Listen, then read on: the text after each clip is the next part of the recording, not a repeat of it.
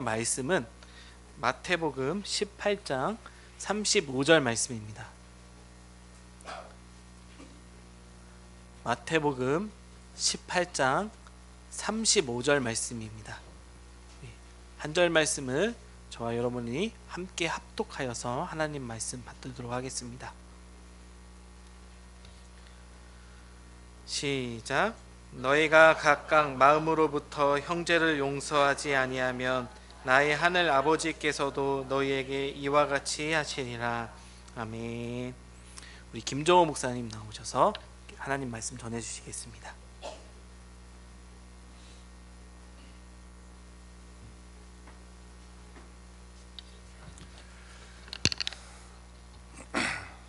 반갑습니다. 할렐루야.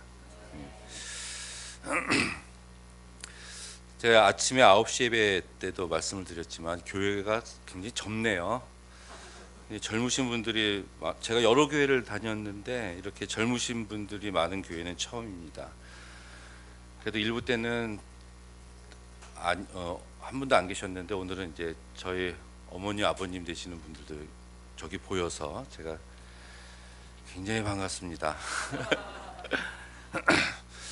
저도 나이가 들어가는지 예전에는 어떤 모임을 가도 항상 제가 어린 축에 속했었는데 언제부터는 제가 나이 많은 축에 속하게 돼서 굉장히 부담스럽고 책임감을 많이 느끼게 됩니다. 제가 10년 전에도 교수였는데요.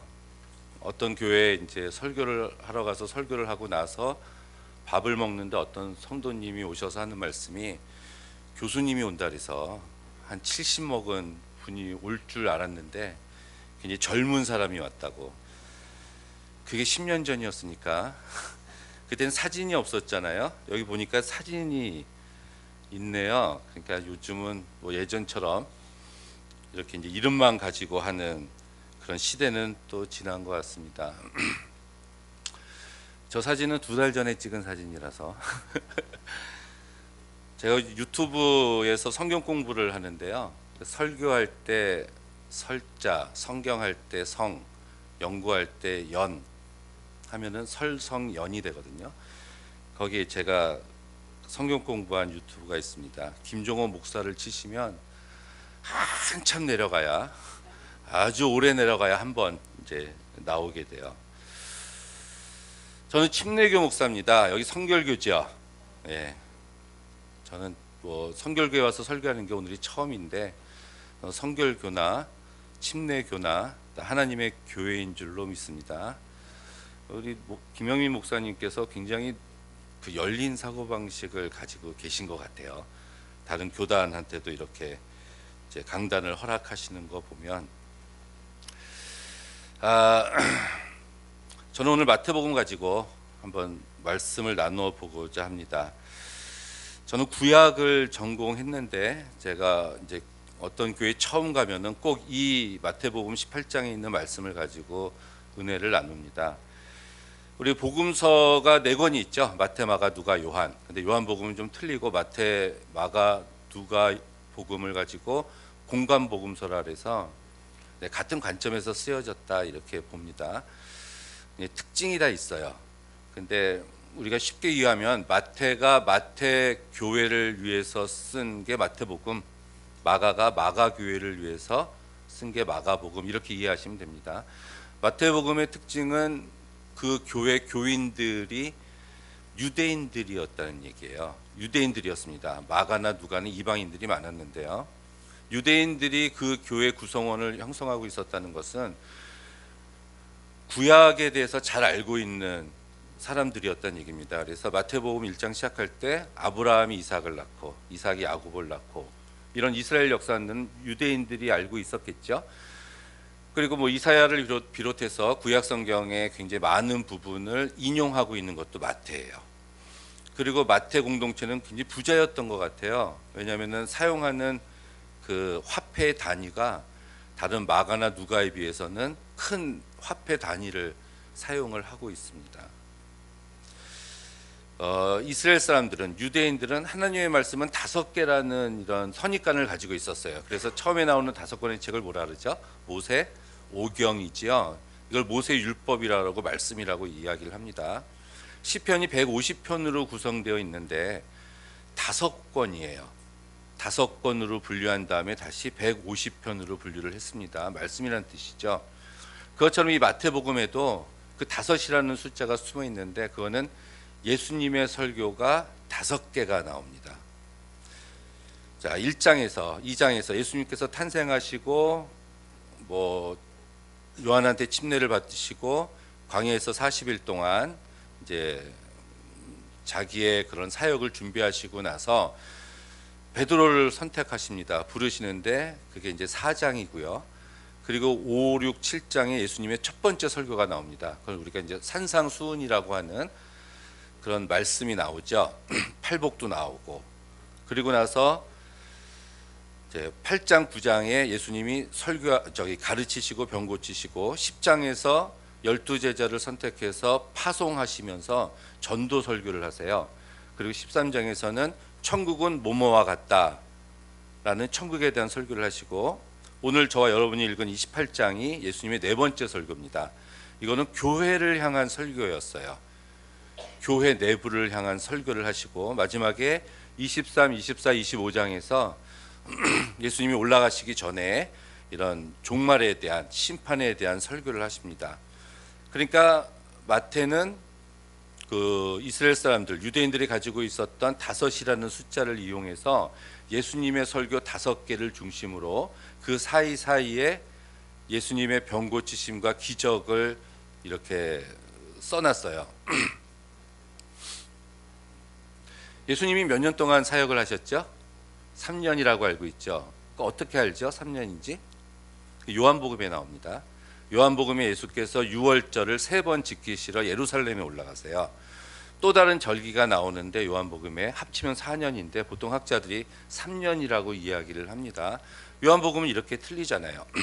앞에 1장에서 12장까지 요한복음은 예수님의 사역을 앞에다가 다 위치시키고 21장까지 있는데 12장에 예수님의 십자가 사역 마지막 유월절 사건을 언급하고 12장부터 20장까지는 예수님의 설교예요. 설교.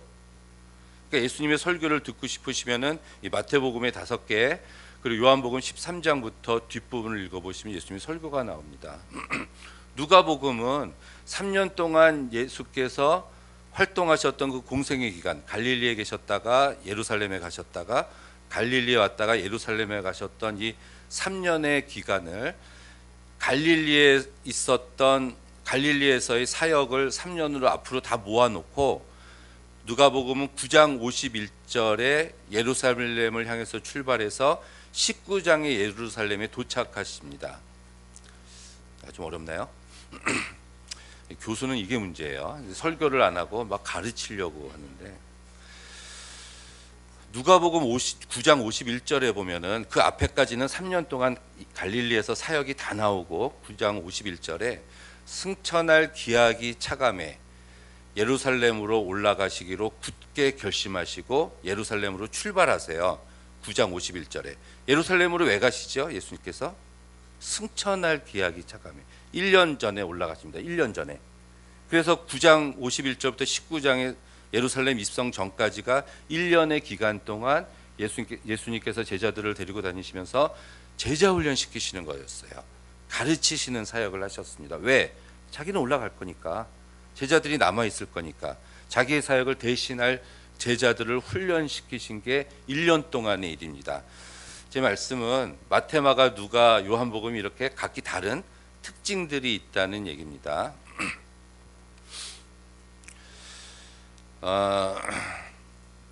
예수님이 그 어렸을 때 헤롯이 죽이려 그래서 애굽으로 피신하시죠. 그거는 마태, 마가, 누가, 요한복음 중에서 마태복음에만 나와요. 왜? 구약을 알고 있는 성도들이 마태 공동체를 이루고 있었기 때문에 출애굽 사건이 있었지 않습니까? 그리고 첫 번째 설교와 두 번째 설교. 첫 번째 설교는 마태복음의 5, 6, 7장이고 두 번째 설교는 10장이에요. 그럼 가운데 8장하고 9장이 위치해 있죠. 8장하고 9장에 예수께서 10가지의 병고침과 기적을 베푸십니다. 10가지. 첫 번째는 문둥병자를 고치시고 두 번째는 백부장의 하인을 고치시고 세 번째는 베드로의 장모를 고치세요. 그래서 네 번째, 다섯 번째에서 10가지를 하시는데 그것도 10개라는 숫자를 맞춘 거예요. 출애굽할 때 몇 가지의 재앙이 있었습니까? 10가지가 있었죠. 그는 출애굽, 애굽의 신 10개와 애굽의 신 10명과 여호와 하나님이 1대1로 10라운드 결투를 벌이신 거예요. 하나님이 승리하신 거라고 10번을 다. 그것처럼 첫 번째 설교와 두 번째 설교 사이에서도 10가지 악한 귀신의 권세들과의 싸움에서 예수님이 이기신 거예요. 하나님만큼 전능하신 분이 예수님이시다라는 이야기를 하고 있는 거죠. 첫 번째 문둥병자는 죄인이었습니다. 두 번째 백부장의 하인은 이방인이었어요. 세 번째 베드로의 장모는 여인이었습니다. 당시 유대인들이 멸시하고 천대하던 죄인과 이방인과 여인들을 마태복음에서는 사실 제일 먼저 그들의 문제를 해결해 주시고 병을 고쳐 주신 분이 예수님이라고 소개를 하고 있는 겁니다. 그 중에서 다 못하니까 이제 네 번째 설교가 이제 마태 교회를 향한 예수님의 설교인데 예수께서 네 가지를 말씀하십니다. 18장을 읽어보면 저는 이 마태 공동체를 향한 예수님의 말씀 속에서 2000년이 지난 오늘날 푸른 나무 교회를 향한 이 교회를 향한 하나님의 또한 예수님의 말씀이 동일할 거라고 믿습니다. 18장 1절에 보시면 그때 제자들이 예수님께 나와서 얘기합니다. 우리 중에 누가 큽니까? 우리 중에 누가 더 큽니까? 우리 중에 누가 더 큽니까 할 때는 더가 붙으면 비교급이에요. A가 B보다 키가 더 크다. 근데 이거는 비교급 표현이 아니라 원어를 보면은 최상급 표현이에요. 내가 우리 반에서 제일 크다. 자, 이건 비교급이지만 최상급이죠. 이 제자들이 이야기를 합니다. 예수님이 가시고 있는데 뒤를 쫓아왔던 12명의 제자들이 예수님 앞에 나와서 서로 이야기하는 거예요. 내가 이들보다 더 큽니까? 누가 과연 우리들 중에서 으뜸입니까? 이렇게 이야기를 해요. 예수께서 마지막 잡히시기 전에도 야고보와 요한의 어머니가 와서 내 아들을 하나는 예수님 우편에 하나는 좌편에 앉게 해달라고 청을 하지 않습니까? 이 18장인데요. 오늘 본문이 마태복음 16장 16절에서 베드로가 위대한 고백을 하죠. 너희들은 나를 누구라고 하느냐?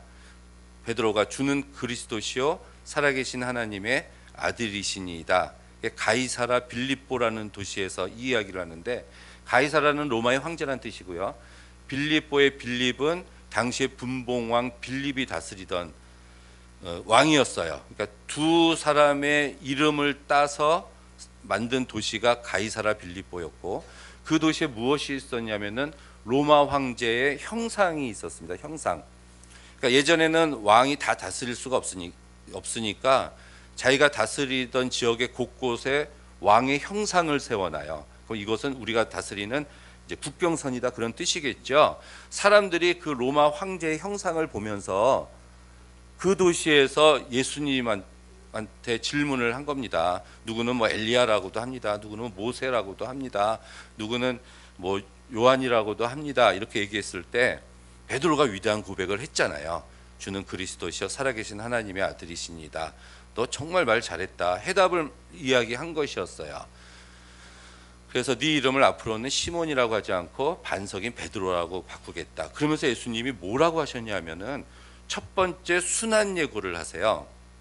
그 순환 예고는 내가 고난을 받고 내가 죽고 그리고 사흘 만에 부활해서 너희들보다 먼저 갈릴리에 가 있을 것이다. 첫 번째 순환 예고. 예수께서는 제자들이 이제 어느 정도 수준이 됐다고 생각을 하셔서 총 3번의 순환 예고를 하시는데 첫 번째를 이때 합니다. 그랬더니 베드로가 뭐라 그래요? 우리 성경에 보니까 가나여 가로되 주여 그리하지 마옵소서.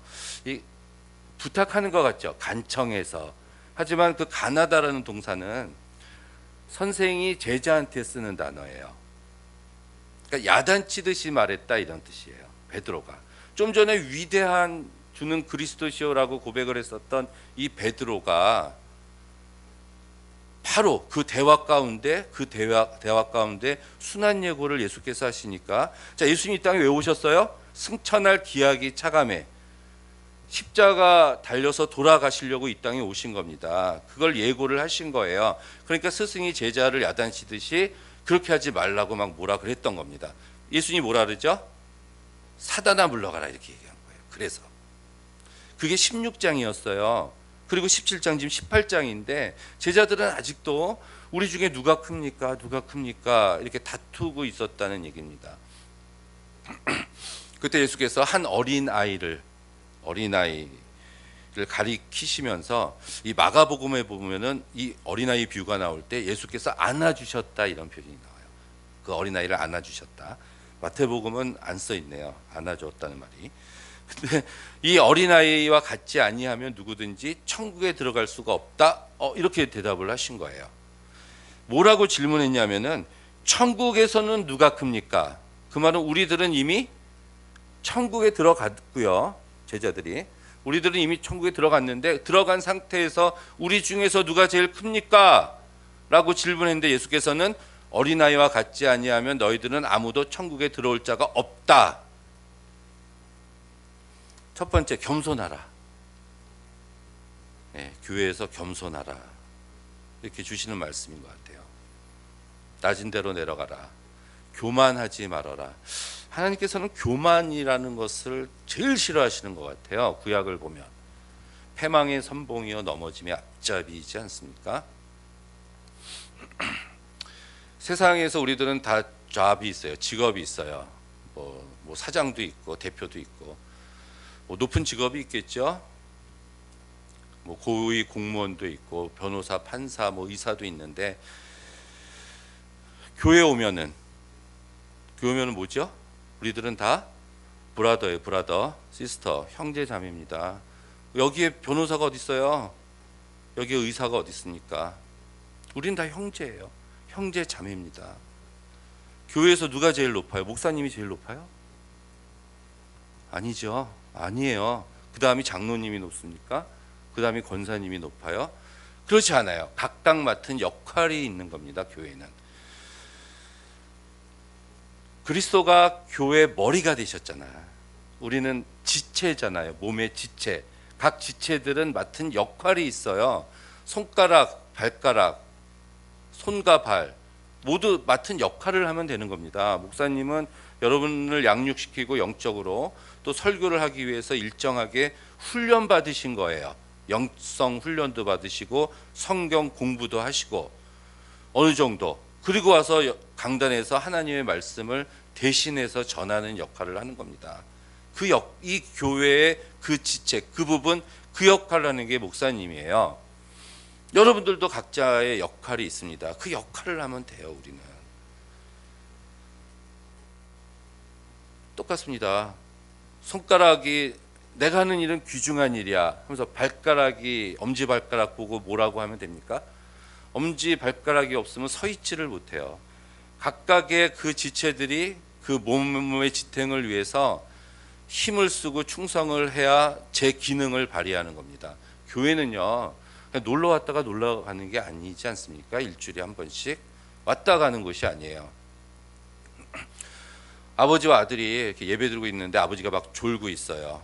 아들이 아버지를 툭툭 치면서 그러죠. 아빠 빨리 돈 내고 집에 가자. 우리가 일주일에 한 번씩 교회 와가지고 목사님의 설교가 오늘은 굉장히 재밌다. 그럼 좋은 영화를 하나 보는 것 같고 에어컨이 나오고 편안한 의자에 앉아서 근데 오늘 목사님 설교가 너무너무 재미가 없어. 그럼 아주 보기 싫은 영화를 보는 것처럼 앉아 있다가 집에 가는 것이 교회가 아닙니다. 교회는 일하는 곳이에요. 작은 천국입니다. 우리가 목숨 걸고 지켜야 할 공동체예요. 우리가 이 세상의 권위에 복종합니다. 그렇죠? 세금도 내요. 병역의 의무도 다 하고 뭐 교육의 의무도 다 합니다. 세상을 위해서 우리가 하는 일은 다 해요. 하라고 위에 권세에 복종하라고 얘기를 하고 있어요. 사도 바울도. 하지만 우리가 저항할 때가 있죠. 언제 저항하죠? 그들이 교회를 핍박할 때입니다. 교회를 핍박할 때는 우리가 목숨을 걸고 싸우는 거예요. 그게 순교라는 겁니다. 순교.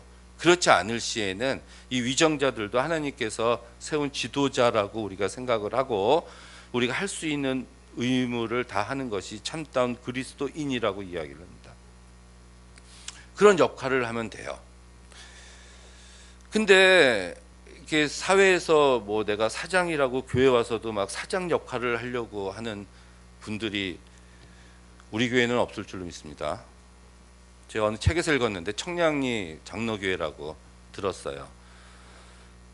뭐 한 100명 정도 되는 교회인데 장로님이 한 분 계시는데 그 교회 재정의 뭐 70%를 장로님이 헌금을 다 하신대. 읽은 겁니다.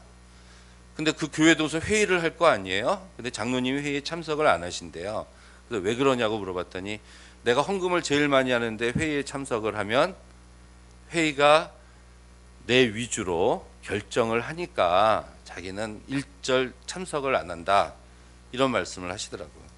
하신다는 책을 읽어봤습니다. 훌륭하신 분 같지요? 네, 아주 훌륭하신 분 같아요. 우리는 교회 각각에 맡은 역할을 하시면 됩니다. 여러분들 뭐 누구는 목사님으로 부름을 받았고 누구는 성도로 부름을 받았을 뿐이에요. 찬양 인도를 하고요, 뭐 반주를 하고 안내를 하고 뭐 헌금 위원을 하고 주차 안내를 하고 이 모든 것들이 하나님의 교회를 든든히 세우는 각각의 역할이지 어떤 일은 귀한 것이고 어떤 일은 귀하지 아니한 것이고라는 것은 없습니다. 자, 첫 번째, 겸손하십시오. 교회에서 겸손하라. 두 번째, 6절 이하인데요. 나를 믿는 이 작은 자 중 하나를 실족하게 하면 연자맷돌을 목에 메고 바다에 빠져 죽어라 이렇게 얘기합니다. 아주 성경 말씀 읽은 겁니다. 연자맷돌은 낙타, 약대가 돌리는 맷돌이에요. 우리 요만한 맷돌이 아니거든요. 목에 걸고 바다에 들어가면은 돌아가시겠죠.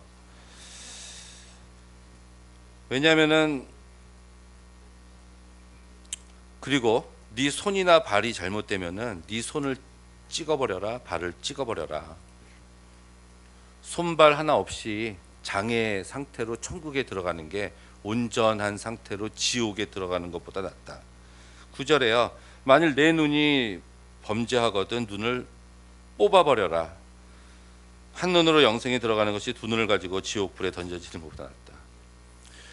내 손이 범죄하면, 내 발이 범죄하면, 내 눈이 범죄하면 안 된다는 건데 이 두 번째 말씀을 시작할 때 6절에 누구든지 나를 믿는 이 작은 자 중 하나를 실족해 하면, 누구예요? 나를 믿는, 예수님을 믿는. 그러니까 불신자들 얘기하고 있는 게 아니에요. 지금 내 옆에 앉아 있는 김 집사, 내 뒤에 있는 이 집사 얘기를 하고 있는 거예요. 믿는 자거든, 믿는 자. 근데 그 사람은 좀 작은 자예요. 믿음이 좀 연약한 자인 것 같아요. 아니면 아직 성숙한 그리스도인이 되지 못한 것 같습니다. 새신자일 수도 있겠죠. 그런 사람을 실족하게 하고 상처 주고 넘어뜨리면, 너가 여기 입은 안 나왔어요. 우리 입으로 상처를 많이 주죠. 입으로 상처를 주면은 꼬매버려라 이런 말씀이 나왔을 거예요 아마.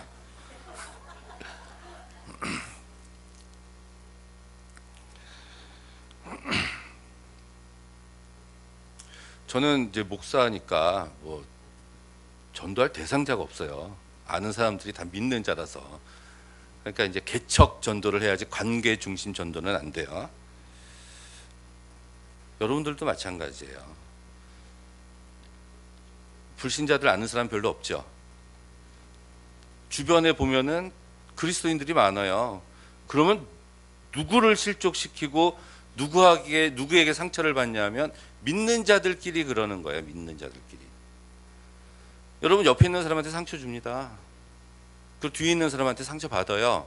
주고받고 하고 있는 거예요. 지금 그게 남을 실족시키고 있는 겁니다. 매주 주일을 시키면 1년 365일 중에서 50일은 만나요. 우리는 수요일에 나오면 150일 만나고, 아니 100일 만나고, 금요일 날 오면은 우리는 150일 만나는 사이예요. 1년에 새벽 예배도 나오면은 훨씬 많이 만나는 사이예요. 저희 어머니가 제 옆에 사셨다가 저 일산으로 막내 동생 집으로 이사를 갔는데 한 달에 한 번 찾아뵙기도 힘들어요. 제가. 근데 저도 교회를 다니잖아요. 지금 저희 교회는 용산에 있는데 그 교회 교인들하고는 제가 매주 한 번 이상씩은 꼭 만나는 사이, 가까운 사이라는 겁니다. 근데 가까운 사이면은 더 조심하고 배려를 해야 되는데 함부로 해요.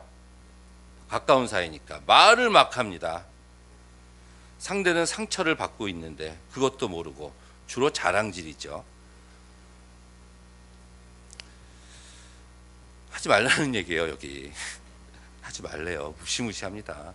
뭐 찍어버리고 빼버리고 뭐 맷돌 가지고 바닷속에 들어가고 이거 하지 말라는 얘기예요. 믿음이 연약한 자. 믿음이 연약한 자들이 있어요. 항상 구약 성경에 흐르는 정의 사상은 고아와 과부와 나그네를 잘 대해주라는 건데, 예전에는 뭐 주유소나 식당이 없어서 과부가 되면은 나가서 일을 할 수가 없어요. 직업이 없다고. 고아도 마찬가지. 누가 먹여줘야지 살 수 있는 겁니다. 구약에서 말하는 나그네는 집이 없는 사람이지 뭐 여행 다니는 사람이 아니에요. 성경에서 말하는 나그네라는 건. 그래서 루키에 보아스가 다 베지 않고 밭 귀퉁이 모서리에 이삭은 남겨놓으라 이런 말씀이 나와요. 이게 정사각형이라고 생각해 봅시다. 정사각형 아니지만 10cm, 10cm, 10cm, 10cm 넓이가 얼마죠? 100이죠. 여기다 동그라미를 그린다고 생각해 보세요. 동그라미면 넓이가 얼마죠? 예? 반지름 곱하기 3.14. 반지름이 얼마예요? 5cm죠. 파이 r 자승. 그럼 약 75가 넘어요. 75. 5 곱하기 5 곱하기 3.14. 그러니까 75가 넘어요. 그러면 다 베지 말고 남겨두라는 얘기는 정사각형의 동그라미를 그린다면 4분의 3이에요. 그럼 남겨진 부분은 4분의 1이 됩니다. 우리 11조 드리기 벅차죠. 10분의 1도. 4분의 1이에요. 여기서 말하는 거는. 그 4분의 1은 구제에 쓰여졌다는 얘기입니다. 성경은 믿는 자들에게 주어진 말씀이지 불신자가 읽는 책이 아니에요. 그러니까 구약 성경에 나오는 그 모든 이스라엘 백성들은 믿는 자들의 공동체다. 우리가 그렇게 봐야 됩니다. 믿는 자들이 믿는 자한테 선을 베풀 때 밭의 귀퉁이를 다 베지 말고 남겨둬야 될 분량은 4분의 1이었다는 얘기입니다. 자기 소득의 4분의 1은 구제를 위해서 사용을 했다는 얘기예요. 바로 믿는 연약한 형제 자매들을 위해서 내 것을 나누어 주라는 얘기입니다. 신약 성경에도 있어요. 근데 여기서는 나누어 주지는 못할 망정 넘어뜨리고 실족해 시키고 상처를 주는 행위를 하고 있다는 얘기입니다. 그러지 말라는 얘기예요. 그러지 마세요.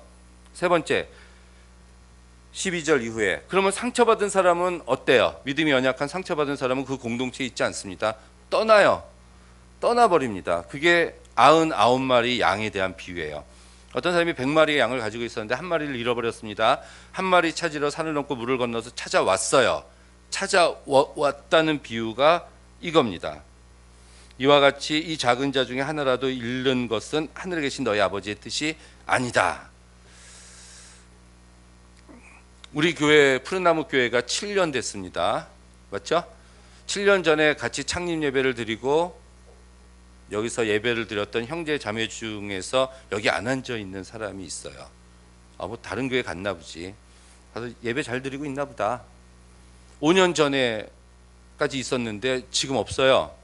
1년 전에 있었는데 지금 없어요. 한 달 전에도 같이 예배를 드렸는데 지난 한 달 동안에 교회를 안 나오고, 그러면 어디 가서 예배 잘 드리고 있는가 보다. 그렇게 하지 말고 이 말씀은 어떻게 하래요? 데리고 오라는 얘기입니다. 가서 데리고 와라. 성도들이 교회를 떠나는 이유는 두 가지예요. 첫 번째는 목사님한테 상처받고, 두 번째는 여러분들한테 상처받아서 떠납니다. 그거 말고는 교회를 옮기지 않아요. 그럼 누군가 그 사람에게 상처를 줬기 때문에 떠난다는 얘기죠. 우리가 요즘 한 명 전도해서 밥 사주고 꼬시고 회유 협박해가지고 끌고 와서 이 자리에 앉혀놓기가 얼마나 힘든지 모릅니다. 한 명 데리고 오기가 그렇게 힘들어요. 근데 막 나가 뒤로. 신경도 안 써요. 나가는 사람들은. 이거 뭔가 문제가 있지 않습니까? 문제가 있어요. 그러면 안 된다는 얘기예요. 세 번째, 13절에 진실로 너에게 이르노니 만일 찾으면 길을 잃지 아니한 99마리 양보다 이것을 더 하나님께서는 기뻐하신다. 여러분들보다도 찾아온 그 한 마리를 하나님께서는 더 기뻐하신답니다. 이게 예수님이 오신 목적이에요. 이 일을 해야 될 줄로 믿습니다. 마지막 네 번째, 내 형제가 죄를 범하거든, 그 밑에 각주를 보니까 내 형제가 너에게 죄를 범하거든, 우리 형제니까 여기서도 교회 공동체 이야기를 하고 있네요. 우리 푸른나무 교회 어떤 지체가 나에게 범죄를 범하거든, 어떤 범죄인지는 모르겠어요. 근데 범죄를 범하거든 어떻게 하래요? 처음에는 너가 찾아가서 잘 권고하고 타일러라. 두 번째, 말을 안 들으면 교회 한두 사람 데리고 가서 다시 타일러라. 17절에 그래도 세 번째, 말을 안 들으면은 교회 장로들을 청하고 교회 말을 듣도록 해라. 근데 그래도 안 들으면은 이방인과 세리같이 여겨라. 이렇게 나와요. 그러면 한 3번 정도 나한테 범죄한 형제가 있으면은 3번 정도 내가 찾아가고 2-3명 데리고 가고 목사님하고 같이 가서 이렇게 이야기를 했는데 안 되면 이방인하고 세리처럼 버리면 되겠구나 라고 생각하시면 안 되겠죠. 그 다음 구절에 어떤 말씀이 나오냐면, 땅에서 매면 하늘에서도 매일 것이요, 땅에서 풀면 하늘에서도 풀린다. 만일 2사람이 내 이름으로 기도하면 다 이루어진다. 합심하여 기도하고 구하면 아버지께서 이루게 하신다. 요 매면 풀면 2사람이 함께 기도하는 것은 나에게 범죄한 그 형제를 권고하러 갈 때 하면은 된다는 얘기예요. 그렇죠? 저희 집을 평수가 더 넓은 아파트로 옮겨주시고 2사람이 합심해서 기도하면 된다 그러니까 남편하고 나랑 둘이 합심해서 남편 승진하게 해주시고, 아들 좋은 대학 가게 해주시고, 딸 전교 1등하게 해주시고, 2사람이 합심해서 기도하면은 하늘에 계신 아버지께서 이루어 주신다는 말씀이 아니에요. 이 형제 용서에 대해서 우리가 사용해야 할 성경 구절을 우리는 막 사용해요. 좋으니까 믿음으로 사용하면 된다라고 생각하지만 그렇지 않습니다. 잘 사용해야 돼요. 내 시작은 미약하였으나 심히 창대하리라. 좋죠. 어디 가면은 다 걸려 있어요. 어떻게 교인 창업하면은 이제 액자에 넣어가지고 가는데, 그게 욥의 말도 아니고 하나님의 말도 아니고요. 그 빌닷의 말이거든요. 조롱하면서 한 말이었어요. 욥, 네가 지금 잘못한 게 없다고 하나님 앞에서 뻗팅기고 있는데 너가 잘못했기 때문에 하나님이 너에게 지금 벌을 주시는 거다. 빨리 네가 회개해라. 그러니까 욥이 나 잘못한 거 없다고 계속 얘기를 하거든요. 아니다. 그러면 네 자식이 잘못해서 하나님이 너한테 벌을 주는 거다. 너 회개하면 돼. 네가 회개하면 네가 지금은 미약하지만 나중에는 창대하게 될 거야. 요 문맥 속에서 나온 구절이 액자에 걸려 있습니다. 집에. 근데 그거는 우리가 좀 말씀을 잘못 사용하는 거예요. 내렸으면 좋겠어요. 집에 있으시면.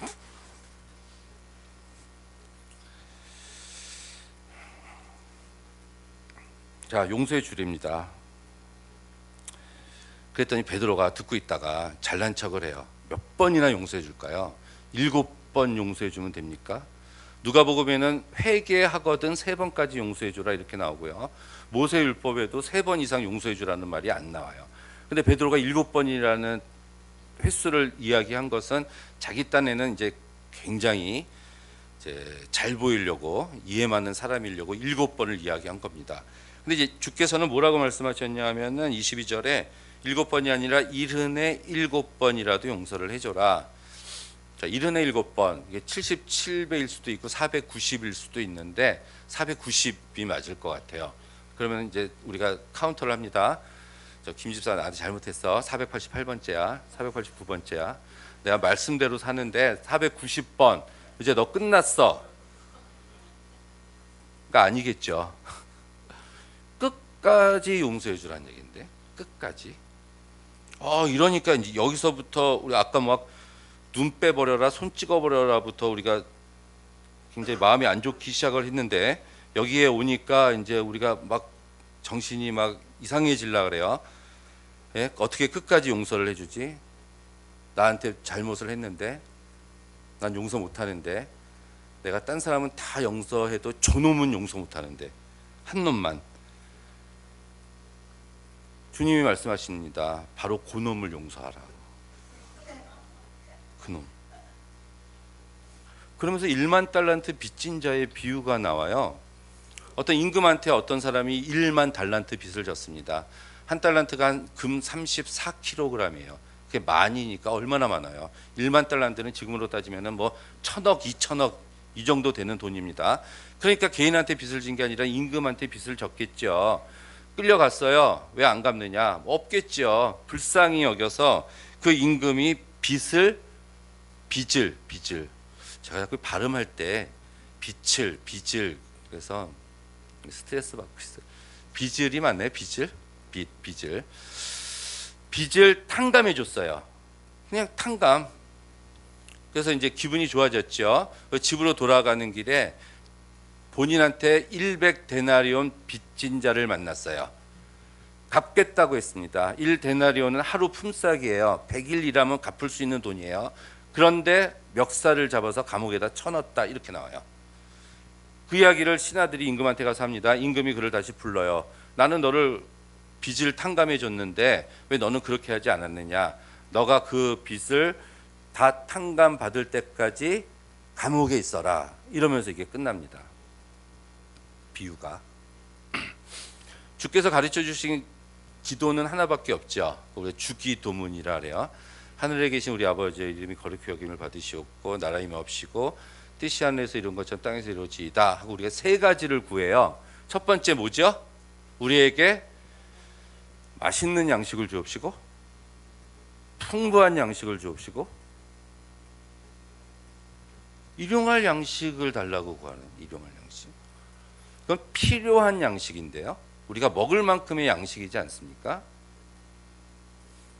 우리가 뭔가를 구할 때, 근데 우리는 많은 걸 구하지 않아요? 또 맛있는 걸 구하지 않습니까? 공중에 나는 새도 뭐 하나님께서는 다 입히시고 먹이시고 다 하신다는 말씀이 나오잖아요. 그러면서 나온 게 그러므로 너희는 먼저 그의 나라와 그의 의를 구하라, 이 말씀이 나오는데, 우리가 구하는 이 세상에 있어의 어떤 재물의 한계는 우리에게 필요한 것을 달라고 하나님한테 구하고 그걸 구했을 때 하나님께서는 그 필요를 채워주신다는 거지, 우리가 창고를 더 크게 짓고 쌓아 놓으려고 하는 그거를 채워주시는 분은 아니신 것 같습니다. 제가 보기에는. 그러니까 이제 일용할 양식. 두 번째는 우리의 죄를 사하여 주옵시고. 근데 그 앞에 뭐가 붙어요? 잘 아시네. 우리가 우리에게 죄 지은 자를 사하여 준 것처럼 우리의 죄를 사하여 주옵시고. 그게 먼저라는 얘기인데요. 조건법이에요. 그러니까 예수님이 주기도문 가르쳐 주실 때 우리에게 풍족한 양식을 주옵시고 무조건 우리를 용서하여 주옵시고 이렇게 가르쳐 주셨으면은 우리 마음이 한결 가벼울 텐데, 우리가 우리에게 죄 지은 자를 사하여 준 것 같이 우리의 죄를 사하여 주옵시고. 그럼 나한테 죄 지은 자를 내가 사해 주지 않으면은 내가 하나님 앞에 용서해 달라고 기도를 할 수가 없는 거 아닙니까?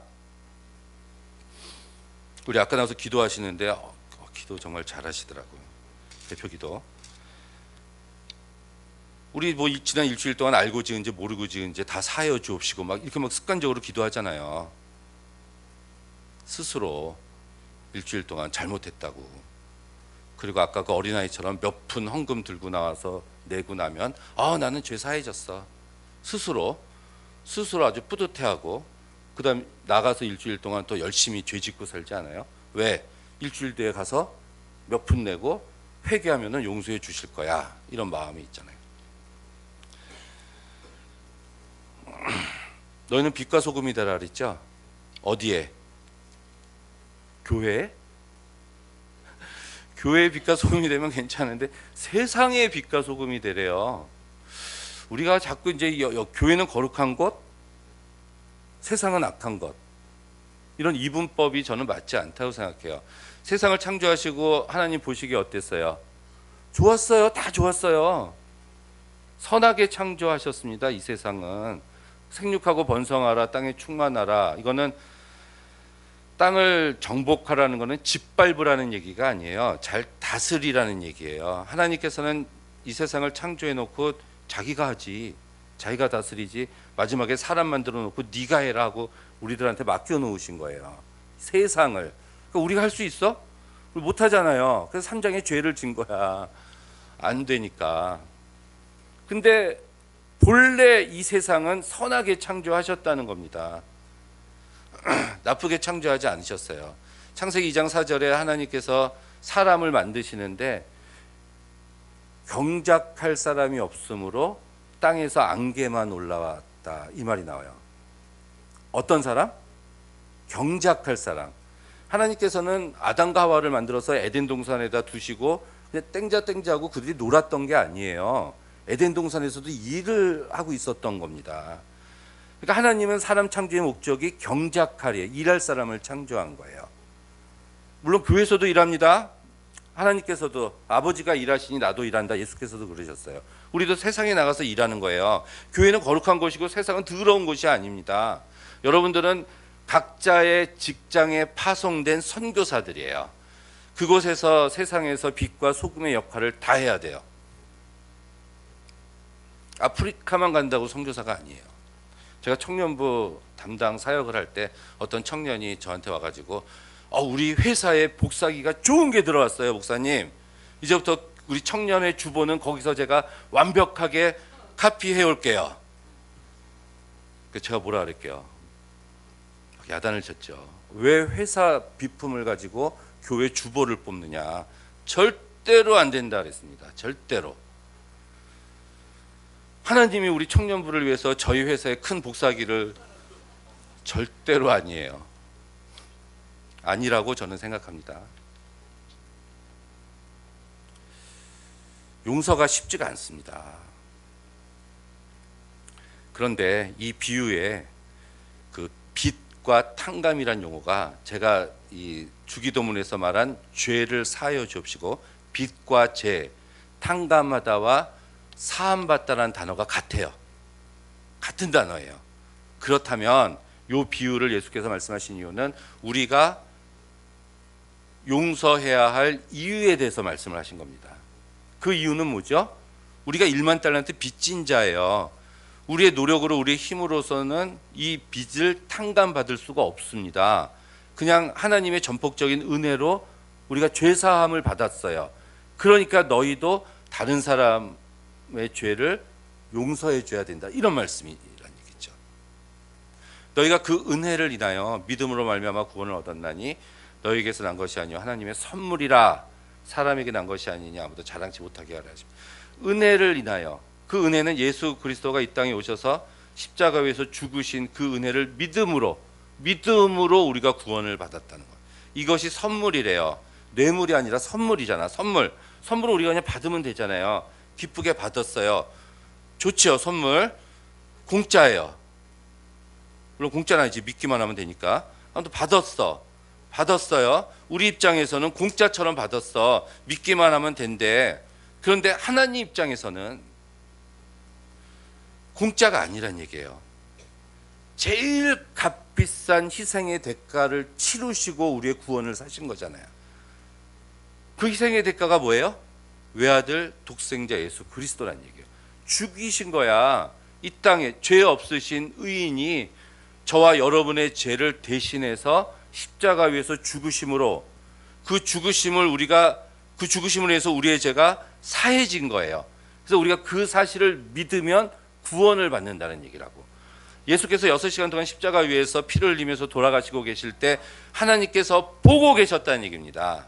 6시간 동안 보고 계시면서 하나님 아버지의 심정은 어땠겠어요? 자기 아들이 죽어가고 있는데, 죄 없는 아들이, 말 잘 듣는 아들이. 우리가 아직 원수 되었을 때 예수 그리스도께서 우리를 대신해서 죽으심으로 우리에 대한 자기의 사랑을 확증하셨느니라. 원수였어요. 예수님은 원수된 우리를 대신해서 죽으신 겁니다. 원수를 사랑하라 실천하신 겁니다. 예수께서. 그것 때문에 우리가 용서를 해야 된다는 얘기라고. 용서 받았으니까.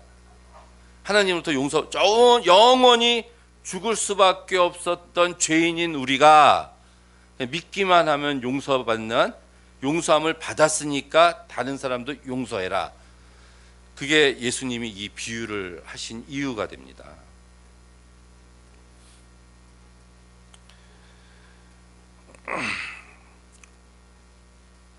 선한 사마리아인의 비유에서도 제사장 지나가고 레위인 지나가잖아요. 선한 사마리아인이 그 강도 만난 자를 살려주지 않습니까? 사랑을 베풀었잖아요. 근데 우리가 자꾸 사랑 얘기할 때 그게 선한 사마리아인이 예수님이라고 우리가 생각을 해요. 예수님이니까 사랑할 수 있지. 우리 같이 한없이 부족한, 우리 같이 연약한 사람은 용서 못해요, 사랑 못해요. 우리는 그렇게 얘기해요. 예수님이니까 하시지. 하나님의 아들이니까 원수를 위해서 대신 죽을 수 있지. 우리 같이 부족한 사람은 못해요. 그래서 나온 게 그 선한 사마리아인의 비유예요. 비유잖아요, 비유. 선한 사마리아인의 비유에서 그 강도 만나서 거반 죽게 된 그 사람을 사마리아인이 살렸는데 이스라엘과 사마리아인은 원수였어요. 원수였는데 살렸단 말이에요. 그 사람을 살림으로 인해서 사마리아인이 희생한 건 뭐가 있죠? 포도주하고 올리브 기름 좀 썼어. 상처 싸매고 붓는데, 그죠? 그리고 자기 나귀에 태웠어요. 그 사람을 주막으로 가서 자기 나귀가 조금 힘들어진 거. 그리고 다음 날 떠나면서 2데나리온을 줬다 이렇게 나와요. 이제 이틀치 품삯이죠. 이틀치 품삯. 그리고 이제 돈이 더 들면 내가 돌아오면서 갚겠다 이렇게 얘기를 해요. 이 사람이 강도 만난 사람 때문에 자기가 가던 여행을 중단하지 않았어요. 다음날 아침 일찍 떠나요. 그러면 희생한 게 이틀치, 물 많죠. 이틀치 품삯, 그리고 포도주, 올리브 기름. 그 정도로 죽게 된 원수를 살렸는데요. 나중에 내가, 지금은 강도 만난 자가 저기 있는데 제사장과 레위인처럼 나 지금 바쁘니까 사업을 해가지고 나중에 돌아오면은 할게요 이렇게 얘기하지 않았어요. 나중에 돈 벌어서 도와줄게요가 아니라 바로 데리고 갔다고. 그렇다면 그 사람은 자기 주머니에 있는 거 가지고 한 거예요. 자기가 가지고 있는 거 가지고 지금 한 겁니다. 지금 자기가 가지고 있는 거 가지고 죽게 된 사람을 살린 거예요. 그게 사랑입니다. 뭐 대단한 거를 여러분이 희생해 가지고 사랑을 하라는 말씀이 아니에요. 할 수 있어요. 그래서 우리도 나중에 하지 말고 지금 하는 게 중요하다는 얘기죠. 용서도 마찬가지입니다. 이 용서하라가 그런 뜻이에요. 십계명 중에서 살인하지 말라, 이거 바꿔야 돼요. 다 십계명. 왜 살인해요? 왜 살인해요? 이 킬이에요. 죽이는 거. 왜 살인해? 미우니까 죽이겠지. 왜? 왼수니까, 미우니까 죽이잖아요. 그러면 이 말씀을 바꿔야 돼. 살인하지 말라를 용서해라로. 십계명이 그렇게 바뀝니다. 도둑질하지 말라, 열심히 일하라로 바꾸는 거예요. 열심히 일하라. 남의 소유를 인정하라.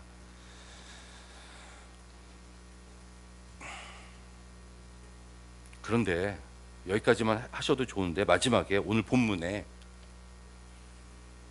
오늘 저희들이 읽은 본문에 너희가 각각 마음으로부터 형제를 용서하지 아니하면, 이건 또 진심으로 용서. 마지막 구절은 진심으로 용서하래요. 자, 70에 7번 끝까지 용서해라. 용서할 이유는 내가 하나님께 용서받았으니까. 그래서 이제 거기까지 말씀을 읽고, 그래 내가 저 왼수 용서하지 못했지만 말씀에 이렇게 나와 있으니까 내가 그냥 용서할게. 용서해가 아니라 마음의 중심으로 용서하래요. 중심으로. 환장할 노릇이죠. 근데 더 환장할 노릇은 각각 너희들 마음의 중심으로 용서하지 않으면 내 천부께서도 하늘 아버지께서도 이와 같이 하시리라. 이와 같이는 1만 달란트 빚진 자를 다시 감옥에 넣은 것처럼 하시리라. 이런 말씀인데요. 심각한 말씀이에요. 심각한 말씀. 이게 뭐 조직신학적으로 어떻게 이야기를 할지 모르지만 구원의 상실까지도, 우리 구원 받았잖아요. 구원 받았다고 생각을 하고 있는데 각각 너희들 마음의 중심으로 형제를 용서하지 아니하면 하늘에 계신 아버지께서도 이와 같이 하시리라. 그러니까 해야 되겠네. 18장을 보니까, 마태복음 18장을 보니까, 제가 뭐 딴 거 본 거 아닙니다. 설교 원고도 없어요. 그냥 성경이에요. 정리를 합시다. 이게 2000년 전에 예수께서 이 마태 공동체, 마태 교회에게 주신 말씀이에요. 거기 교회도 교만한 사람이 되게 많았나 봐. 남 실족시키고 뭐 교회 떠나도 그냥 방치하고 지들끼리 죄 짓고 용서하지 않고 막 싸우고 있었나 봐요. 그래서 예수님께서 이 말씀을 주신 거예요. 첫 번째는 겸손하라. 교회에서 겸손하십시오. 겸손하세요. 철학적으로 가장 큰 겸손은 신이 인간이 된 거예요. 신이 인간. 인간이 바퀴벌레가 된 것보다 더 겸손은 철학에서 신이 인간이 된. 그는 근본 하나님 본체시나 하나님과 동등됨을 취할 것으로 여기지 아니하시고 자기를 비어 종과 같이 되셨으니 곧 십자가에 죽으심이라. 예수님은 신이셨는데 인간이 되셨어요. 근본 하나님의 본체셨는데 가장 낮은 자리로 내려오신 거예요. 겸손의 극치를 보내주신 게 예수님이에요. 우리 예수님 본받으면서 살아야 된다며. 그리스도의 향기를 나타내면서 살아야 된다며. 그럼 예수님처럼 살아야죠. 그게 겸손이에요. 낮아지는 거. 두 번째, 괜히 옆에 사람 상처 주지 마세요. 예? 주지도 말고 받지도 말자. 우리 교인들끼리는 서로 사랑하자. 나쁜 얘기하지 말자. 뭐 성경 공부하고 나서 수다 떨지 말자. 그렇게 하면 돼요. 성경 공부, 뭐 구역 예배, 뭐 셀 모임 이런 거 하고 나서 은혜 잘 받고 나서 자랑질하지 말자. 이렇게 얘기하면 돼요. 세 번째는 안 보이는 형제 자매가 있으면 가서 기필코 데리고 온다. 전도보다 쉬워요. 마지막, 나에게 잘못한 형제 자매가 있으면 끝까지 용서해 줘라. 마음의 중심으로 진심을 다해서 용서해 줘라. 왜? 내가 용서받았으니까. 2000년 전에 하셨던 예수 그리스도의 말씀이 2000년이 지난 푸른 교회에 주신 말씀이 될 줄로 믿습니다. 이것을 실천해서 하나님과 예수님께 칭찬받는 저와 여러분이 되기를 주님의 이름으로 간절히 축원합니다. 우리 말씀 생각하면서 한번 다 같이 한번 기도하겠습니다. 회개하면서 그러지 못한 것 있었나? 한번 기도합시다. 할렐루야. 사랑이 많으신 아버지 하나님, 주께서 저희들을 사랑해 주시고 이때까지 저희들에게 생명을 주시고 보존해 주심을 감사합니다. 아버지 하나님께서 저희들의 일거수일투족을 보시고 저희들의 모든 것을 살피시는 주님, 저희들을 기억하여 주시고 주님의 큰 은혜와 자비로 저희들을 용서하여 주시옵소서. 살아계신 아버지 하나님, 저희들 교회에서 겸손하게 되기를 원합니다.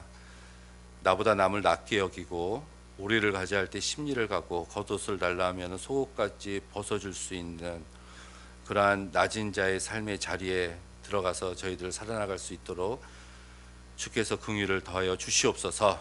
그리고 또한 저희들 남을 이렇게 상처 주거나 실족시키는 자리에 서지 않도록 하여 주시기를 원합니다. 저희들에게 하나님이 저희를 불쌍히 여기심과 같은 그러한 긍휼한 마음도 저희들에게 허락해 주셔서 이 성도들을 향한 그 불쌍히 여김과 그들을 위한 사랑과 배려를 베풀 수 있도록 인도하여 주시옵소서. 더 나아가서 저희들 공동체에 있다가 떠난 형제 자매들이 있다면 그들에게 관심을 가지고 데려올 수 있는 용기도 저희들에게 허락하여 주시옵소서. 무엇보다도 저희 형제 용서하기에 대해서 저희들 깊이 묵상하는 가운데 있습니다. 저희들이 머리로만 이 말씀을 받아들이는 게 아니라 이 말씀대로 행할 수 있도록 주께서 저희들을 인도하여 주시옵소서.